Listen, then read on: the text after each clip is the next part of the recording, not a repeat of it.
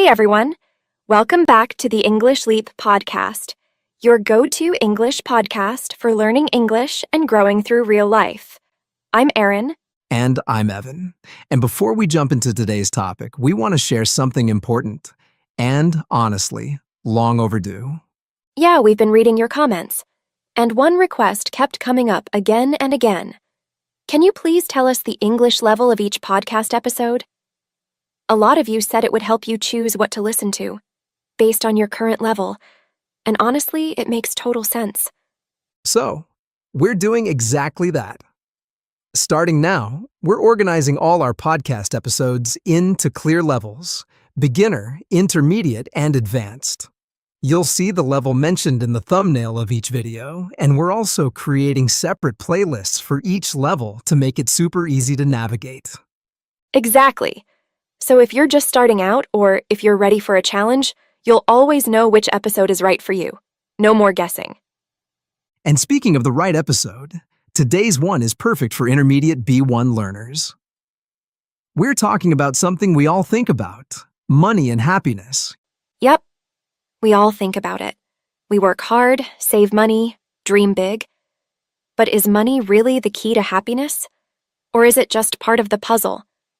That's what we're exploring today, and to help us understand it in a deeper, more personal way, we're passing the mic to Crystal. She's going to share a short story or a powerful piece of listening practice around the theme of money and happiness. Something you can listen to, learn from, and maybe even shadow for practice. But hey, stick around till the end, because Crystal will also do a vocabulary breakdown of useful words and expressions from today's episode. Super helpful for boosting your English naturally. And yes, we've also created a free PDF for you. It includes comprehension questions, grammar practice, vocabulary exercises, and a little reflection prompt so you can use what you learn. Oh, and one last thing. We're curious, and we want to hear from you. Is Crystal's storytelling clear and helpful for you? She's new to the show, and your feedback helps us know what's working and what's not. Yeah, because let's be honest, a great voice can make learning enjoyable. And the wrong one? It can make you zone out in 5 seconds. Exactly. So drop a comment below. And now, Crystal, the floor is yours. Thanks, Erin and Evan. I'm really happy to be here with all of you today. And I'm especially excited because today's topic is something that touches all of us, no matter where we live or what we do. We all think about money. We all think about happiness. And many people believe the two always come together. Like, if you get more money, you automatically get more happiness. But life doesn't always work like that. Let's take a quiet moment to explore some gentle truths, not from books or lectures, but from reflection. Sometimes, without realizing it, we start using money as a mirror that tells us if we're successful or valuable or doing enough. We compare our lives with others, how much they earn, what they buy, where they travel. And suddenly, our own quiet joy feels too small. But the truth is, your worth has never been about your income. You are not a number, not a paycheck. You are a person, and your value was never meant to be measured by what you earn.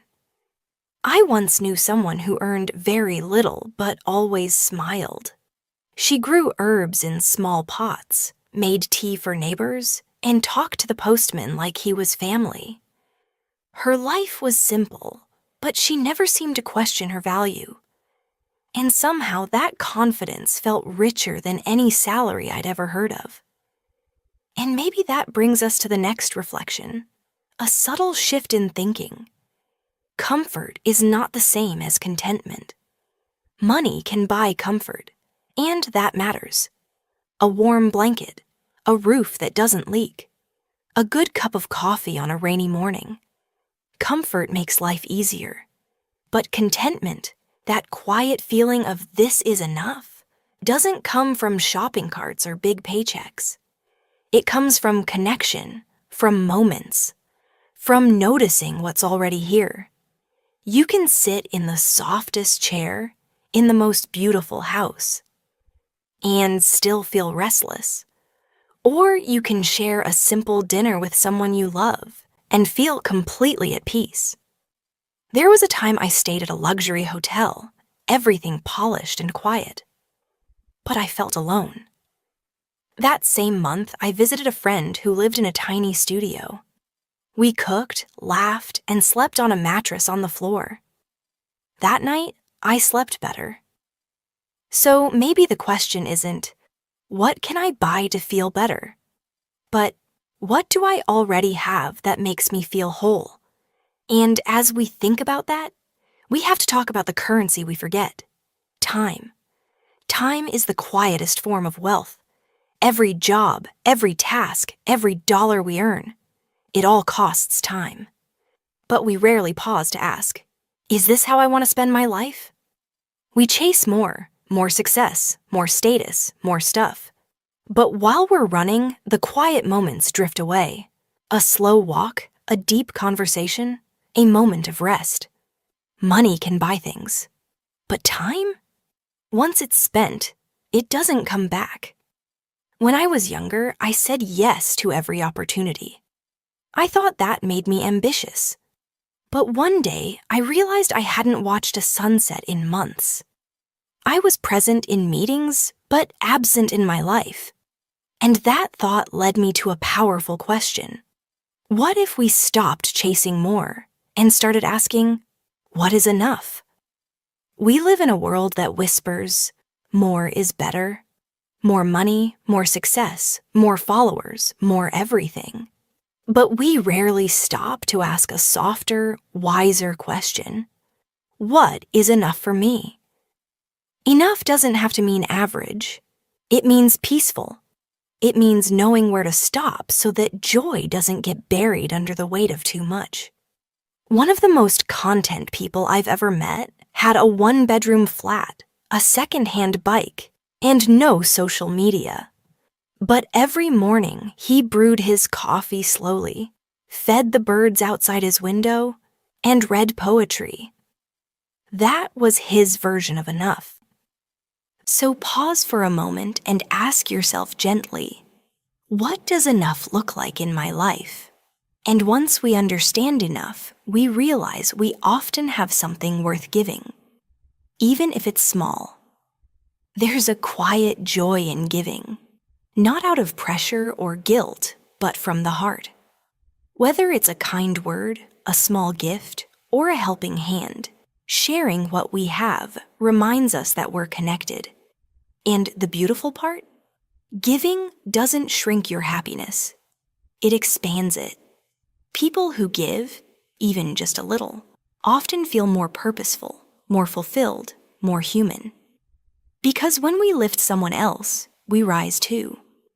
I once saw a man give his umbrella to a stranger in the rain and walk away soaking wet, smiling. He didn't give because he had extra. He gave because he saw someone else in need. That moment stuck with me, because sometimes a small act of kindness can be more powerful than a large paycheck. And that leads us to one more gentle shift. From status to time. It's easy to fall into the trap of upgrading everything, clothes, gadgets, furniture, to feel successful. But real peace doesn't come from having the latest things. It comes from having time. Time to rest. Time to think. Time to be with people you love. So instead of using money to impress, what if we used it to slow down, to take a day off, to say no to burnout, to create space in our lives instead of clutter? Because status fades, but time well spent becomes part of you. And when we start noticing time, we also start noticing something even smaller, but even more powerful. Now let's come back to something very simple. Not big ideas, not big goals, just small moments. The truth is, real happiness often lives in places we forget to look. It lives in the quiet hum of morning, in the first sip of tea, in the sound of your loved one laughing at something silly. These small, ordinary moments, they're not small at all. They're everything. Money can buy many things, but it can't buy the feeling of being truly present. It can't buy peace in your heart or joy that blooms without effort. So if you're searching for happiness, maybe you don't have to look so far. Maybe it's already here, in the little things, in the now. Let's hold that gently and let it remind us. Happiness doesn't need to be earned. Sometimes it just needs to be noticed. And now, before we close today's reflection, let's take a moment to slow down even more and look at some of the gentle, powerful words we use throughout this journey. Words that can help you not only understand English better, but also speak about money, life, and happiness in a more natural way. All right, here's a beautiful word we heard today. Contentment. Contentment. It means a feeling of quiet happiness and peace with what you already have. Not chasing, not craving, just being gently okay. Example, she lived simply but with great contentment. Let's repeat together. She lived simply but with great contentment. Ah, peaceful, right? Now here's one that matters a lot. Worth. Worth. This word is about value, not money, but personal value. When we say you are worthy, we mean you matter, no matter your income. Example, your worth is not based on your salary. Say it with me. Your worth is not based on your salary. Beautiful. Let's talk about this one. Restless. Restless. It means you can't relax. You feel uneasy, like something's missing. It often shows up when life looks good on the outside, but feels empty inside. Example, even in his big house, he felt restless. Let's try that together. Even in his big house, he felt restless. Yeah, you can feel that one. Here's one we all know too well. Clutter. Clutter. Clutter means too much stuff, in your room or even in your mind. Less clutter, more clarity. Example, she wanted less clutter and more peace in her life. Repeat after me. She wanted less clutter and more peace in her life. Nice and simple. This one's soft but powerful. Presence. Presence. It means being fully there, not distracted, not thinking about the past or future, just present. Example, real happiness comes from presence, not presence. Say that with me. Real happiness comes from presence, not presence. That one's a keeper. Ready for another? Chase. Chase. To chase means to run after something, usually a goal or desire. Sometimes we chase more money, more success, and forget to rest. Example, we spend years chasing more without asking if it makes us happier. Let's say it together. We spend years chasing more without asking if it makes us happier. Important to remember. Here comes a gentle one. Enough. Enough. Enough means sufficient. Not too little, not too much. Just right. Example, she finally realized she had enough to be happy. Let's repeat that. She finally realized she had enough to be happy. Beautiful truth. Next is one we need to watch for. Burnout. Burnout. Burnout is what happens when we push too hard for too long and feel drained. Example, he said yes to everything until burnout hit him. Say it with me. He said yes to everything until burnout hit him. Take care of yourself, okay? And finally, this soft expression. Drift away. Drift away. It means something slowly disappears, like time or peace when we're too busy. Example, The quiet moments drift away while we chase success. Repeat after me. The quiet moments drift away while we chase success. Let's try not to let them drift too far. That's it for today's vocabulary. These words don't just improve your English. They help you think more clearly about your own life. And that's powerful. Wow. Crystal, that was beautiful. I feel like I just took a deep breath for the first time today. Same here. It's amazing how much reflection a calm voice and the right words can bring. If you're listening right now, we hope that gave you not just better English, but also better clarity about your own relationship with money and happiness. And as always, don't forget, you can download the free PDF from today's episode. It includes the full vocabulary list, comprehension questions, and a reflection exercise to help you go deeper. And hey, let us know in the comments if you enjoyed Crystal's storytelling. Is this a format you'd love more of? We're listening. We have so many more episodes coming your way, full of real English, gentle reflections, and topics that truly matter. So until then, be kind to yourself. Keep learning.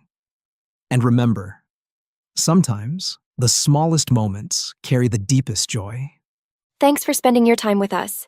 We'll see you next time, right here on the English Leap podcast.